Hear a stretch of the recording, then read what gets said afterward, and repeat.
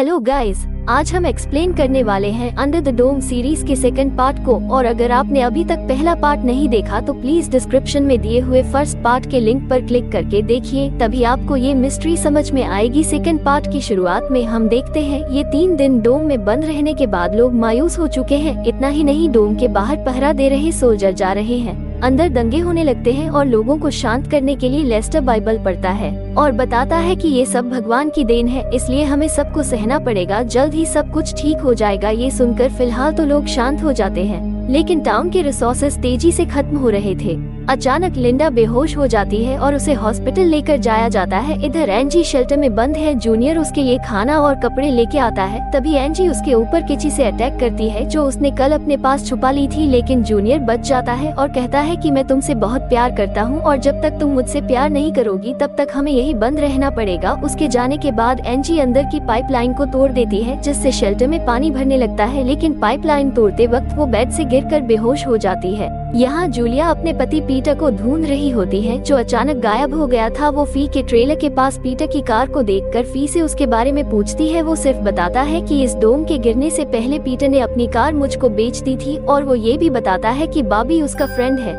लेकिन बॉबी ने जूलिया को झूठ बोला था कि ईस्ट टाउन में बिल्कुल भी नया है। इतने में फी अचानक बेहोश हो जाता है और जूलिया उसको हॉस्पिटल लेके जाती है जो और नॉरी भी हॉस्पिटल में है और एलिस हॉस्पिटल के डॉक्टर्स के नर्स की मदद करती है। फिर जिम जूनियर को गन देकर कहता है कि तुम इस हॉस्पिटल को गार्ड करो ताकि कोई इन्फेक्टेड पेशेंट हॉस्पिटल से बाहर ना निकल सके, ताकि हम इस बीमारी को फैलने से रोक सके। फिर जिम और बॉबी हॉस्पिटल के लिए मेडिसिन लेने के लिए फार्मेसी के पास जाते हैं। इधर वाटर लेवल एंजी के नाक तक पहुँच जाती है और वो जाग जाती है। वो पानी को रोकने की कोशिश करती है लेकिन सफल नहीं हो पाती। हॉस्पिटल में जूलिया फी से मिलती है और वो कहती है कि पीटर ने मुझे केबर में बुलाया था। डॉक्टरों ने फी से बात करने से रोकते हैं, लेकिन वो जानना चाहती है कि उसका पति पीटर केबर में क्या कर रहा था। फिर जूनियर उसको बताता है कि जिस दिन मेरी बॉबी के साथ लड़ाई हुई थी उस दिन वो उसी केबर में ही आया था। अब उसका शक कंफर्म हो जाता है और वो सुनकर हॉस्पिटल के बाहर बैकडोर से चली जाती है। बॉबी और जिम एक फार्मेसी को देखते हैं जो एकदम तहस नहस पड़ी हुई है। जिम को शक होता है कि वहाँ के सारे मेडिसिन लेस्टर उठा कर ले गया है। दोनों लेस्टर के घर जाते हैं तो वो देखते हैं कि लेस्टर सारे मेडिसिन चला रहा होता है और कहता है कि भगवान की यही मर्जी है कि यहाँ के लोग मर जाएं, इसलिए उन्हें मेडिसिन की जरूरत नहीं पड़ेगी, पर ये दोनों उसको रोकते हैं। अब बचे हुए मेडिसिन को लेकर आ जाते हैं। इधर हॉस्पिटल में जाके क्रिटिकल कंडीशन को देखकर एक औरत अपनी मेडिसिन लिंडा को दे देती है और कहती है कि ये मेडिसिन लिंडा के लिए ज्यादा जरूरी है। लिंडा को बहुत बुरा लगता है कि उसकी जान बचाने के लिए वो औरत मर गई। अब कुछ देर बाद कुछ पेशेंट्स बाहर जाने की जिद करते हैं, लेकिन जूनियर उन्हें गन दिखाकर वार्न करता है और उनकी घबराहट देखकर वो गन नीचे करता है और उन्हें समझाता है बाहर बहुत ज्यादा खतरा है। तब जाकर वो लोग उसकी बात मानते हैं। जूलिया उस केबर को ढूंढ लेती है और वहाँ पर वो बॉबी से रिलेटेड कोई चीज नहीं ढूंढ पाती, लेकिन वहाँ पड़े कुछ डॉक्यूमेंट्स उसको पता चलता है कि पीटर पर भारी कर्जा था और जल्द ही उनका दिवाला निकलने वाला था। जूलिया पीटर के साइड बिजनेस के बारे में कुछ नहीं जानती थी। तभी वो बेहोश हो जाती है। जो और नॉरी रियलाइज करते हैं कि जब दोनों ने एक दूसरे को छुआ था तो उनको दौरा पड़ा था। उसके बाद वो दोनों ये चीज दोबारा देखने के लिए अपने फोन में सारी रिकॉर्डिंग करते हैं और फिर से एक दूसरे को टच करते हैं। कुछ सेकंड में ही उन्हें फिर से दौरा पड़ता है और दोनों कहते हैं कि पिंक स्टॉस कतार में है। और होश में आने के बाद वो दोनों उनके रिकॉर्डिंग चेक करते हैं तो वो एकदम चौंक जाते हैं, मगर वो लोग फैसला करते हैं कि फिलहाल वो किसी को कुछ भी नहीं बताएंगे। इधर बॉबी केबर में जाता है और जहाँ वो देखता है कि जूलिया बेहोश पड़ी है। जूलिया को बेहोश पाकर उसे तुरंत हॉस्पिटल में ले जाता है। वहीं लिंडा जिम को बताती है कि जूनियर ने यहाँ की सिचुएशन अच्छी तरह से हैंडल की है, इसीलिए मैं उसे अपनी डेप्यूटी अपॉइंट कर रही हूँ। जब जूलिया को होश आता है तो वो बॉबी से पीटर के बारे में पूछती है। बॉबी बताता है कि वो एक बैटिंग कंपनी में कलेक्शन एजेंट है। एक बैटिंग में पीटर ने बहुत सारे पैसे गवा दिए थे और उससे पैसे कलेक्ट करने के लिए बॉबी को भेजा गया था। अपने पति की बैटिंग की आदत के बारे में जानकर जूलिया एकदम शॉक हो जाती है, मगर बॉबी उसको नहीं बताता कि पीटर की मौत उसकी वजह से हुई है। अब रात को जिम जब घर लौटता है तो उसे इम्पोर्ट में मिले सारे पैसे देने आता है। तभी हमें पता चलता है कि ये लोग प्रोपियन इम्पोर्ट करके उसे टाउन के बाहर के जवान लोगों को बेचा करते थे। वो लोग प्रोपियन का ड्रग्स की तरह यूज करते थे और दोनों ने इलीगल बिजनेस से बहुत पैसे कमाए, लेकिन इस इमरजेंसी सिचुएशन में लेस्टर सारे पैसे लुटाकर अपने पाप धोना चाहता था। लेस्टर के जाने के बाद जिम के नीचे के शेल्टर में आवाज आती है। वो अंदर जाता है तो वहाँ एंजी को बेड के साथ चैन से बंधा हुआ देखता है।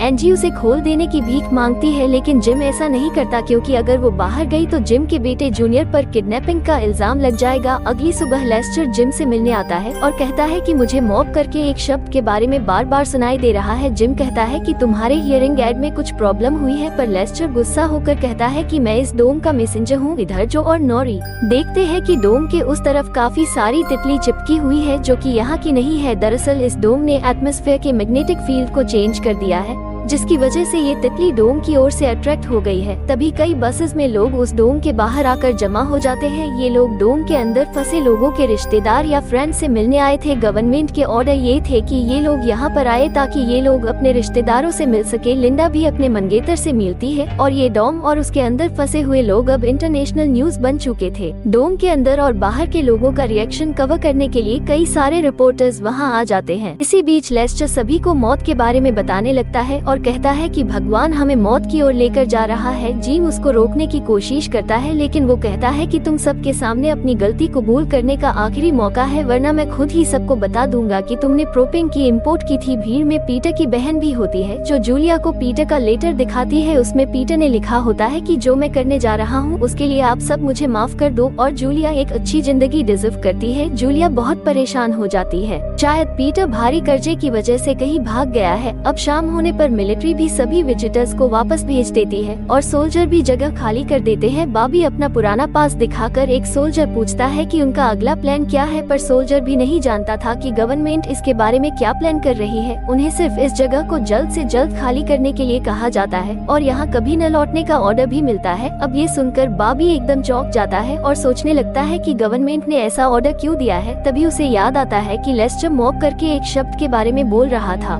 अब उसे पता चलता है कि मॉब का मतलब है मदर ऑफ ऑल बॉम्ब्स, यानी कि गवर्नमेंट ने इस डोम को हटाने के लिए पूरे शहर को ही बम से उड़ाने का फैसला किया है। और ये खतरनाक फैसला उन्होंने इसलिए किया था क्योंकि इस डोम की वजह से एटमॉस्फेयर के मैग्नेटिक फील्ड को चेंज कर दिया जा रहा था। इसकी वजह से वो बाहर के सभी जीव जंतुओं पर बहुत बुरा असर पड़ रहा था। आज बाहर के विजिटर्स को डोम के पास इसलिए अलाउड किया गया था ताकि वो लोग मरने से पहले आखिरी बार अपने रिश्तेदारों और दोस्तों से मिल सके। अब बॉबी ये सारी बातें जूलियन, लिंडा और जिम को बताता है और वो बाकी के लोगों को अलर्ट करते हैं और सभी को एक अंडरग्राउंड टनल में इकट्ठा करते हैं क्योंकि यही एक इकलौता बचने का तरीका था। जिम ने एंजी को आजाद कर देता है क्योंकि उसको लगता है कि सभी अब मरने वाले हैं। एंजी अपने घर आती है, लेकिन उसका भाई जो वहाँ नहीं होता और एक कमरे में जूनी गन लिए उसका इंतजार कर रहा होता है। वो एंजी को बम के बारे में बताता है और अपने किए के लिए एंजी से माफी मांगता है। अब ये जानकर कि वहाँ सारे मरने वाले हैं, एंजी बड़े ही प्यार से जूनियर का सर अपने गोद में रखकर वहाँ बम के फटने का इंतजार करने लगती है। यहाँ टनल में एलिस और कैरोलिन को नॉरी की बहुत चिंता होने लगती है क्योंकि उसका कहीं पता नहीं चलता, पर बाहर जो और नॉरी एंजी का इंतजार करते हैं ताकि वो उस बम के बारे में अलर्ट कर सके। वही ठीक 1:15 पर मिसाइल लॉन्च किया जाता है और सीधे जाकर वो डोम के ऊपर टकराता है, लेकिन वो डोम मिसाइल को रोक देता है और डोम के अंदर फंसे लोगों को बचा लेता है। अब जिम बॉर्डर की ओर भागता है तो वो देखता है कि डोम के बाहर वाले एरिया पूरी तरह से डिस्ट्रॉय हो चुके थे, लेकिन डोम के ऊपर एक छोटी सी खरोच भी नहीं आई थी। इतने में वहाँ लेस्टर आकर दोबारा जिम को कहता है कि तुम पब्लिक के सामने अपने गुनाह को कबूल कर लो, इस जगह पर इन दोनों के अलावा कोई भी नहीं होता। और जिम अब समझ चुका था कि लेस्टर धीरे धीरे उसके लिए मुसीबत बनता जा रहा है और इस बात का फायदा उठाकर जिम लेस्टर के कान को डोम के ऊपर रगड़ता है। इस वजह से उसका हियरिंग एड में ब्लास्ट हो जाता है और उनकी वही मौत हो जाती है। यहाँ एंजी जूनियर के साथ अपने कमरे में होती है और वो गेस करती है कि अब जूनियर फिर से उसे बंदी बना लेगा, इसलिए वो जूनियर पर अटैक करती है और वहाँ से भागने लगती है। जूनियर उसका पीछा करता है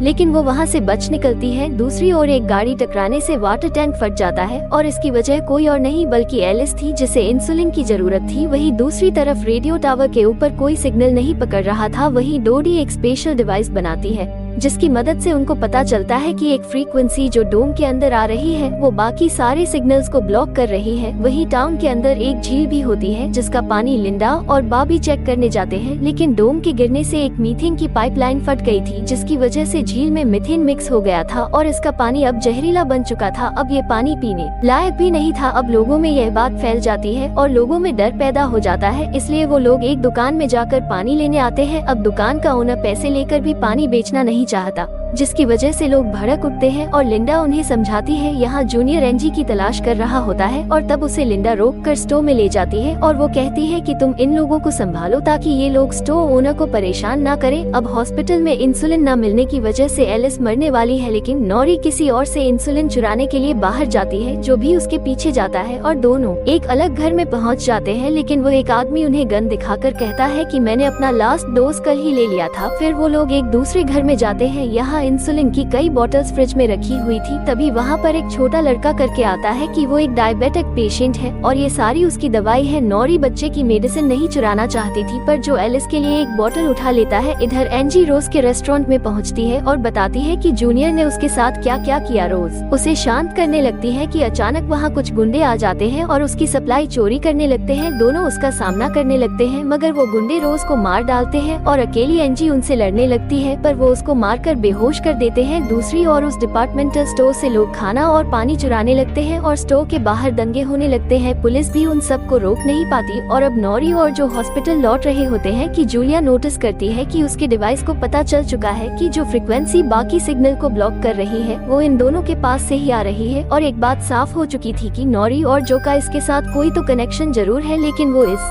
बारे में कुछ नहीं जानते। अब बॉबी रेस्टोरेंट में आकर देखता है कि एक आदमी वहाँ की सप्लाई चुरा रहा है। वो उसको रोकता है और एंजी को बचा लेता है। बाहर दंगे को रोकने के लिए लिंडा अपने गन निकाल लेती है, लेकिन तभी बारिश हो जाती है। फिर लोग लड़ना बंद कर देते हैं और खुश हो जाते हैं कि वो नहीं मरने वाले हैं। बॉबी एंजी को जिम के हवाले कर देता है और जिम कहता है कि मैं इसे हॉस्पिटल लेकर जाऊंगा, लेकिन वो एंजी को अपने घर ले जाता है और यहीं पर सेकंड पार्ट खत्म होता है। कमेंट्स देखिए कि आपको ये पार्ट कैसा लगा।